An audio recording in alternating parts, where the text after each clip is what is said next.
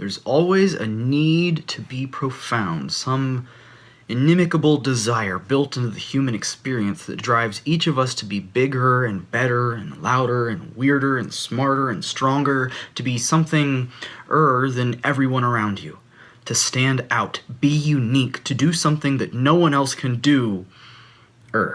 And while we're all trying to tear us apart, we're all left wondering why we're so alone, and why it's so hard to talk to each other. We ostracized the freaks and weirdos when we were young as a packed survival trait we didn't learn from anyone, and then we all grew up and found out what that feels like all the time. Some people embrace that strangeness and move on. Some are jealous of that embrace. Whether it be estrangement or entanglement, it seems unavoidable that people want to be So even if you're not happier or bouncier or bigger or prettier or whatever, strive for the growth, forward momentum, right?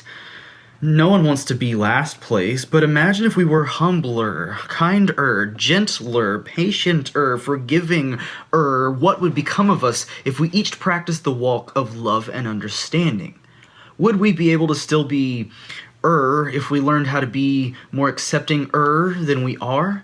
Should we stop being angrier? Could we stop being hatey discriminating prejudiced Could we evolve into a better society, or would we find new things to argue about? We venerate warriors and leaders, we tell stories about murderers and dictators, and are we all just finding ways to try to be braver, less afraid of what we all know?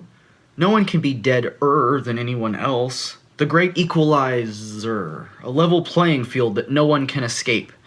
Except our myths about monsters. The only way we live on is in memory, but it doesn't make you any more alive than the people who just tried to be kind when they could, patient when they can, loving when they can, and human when they couldn't.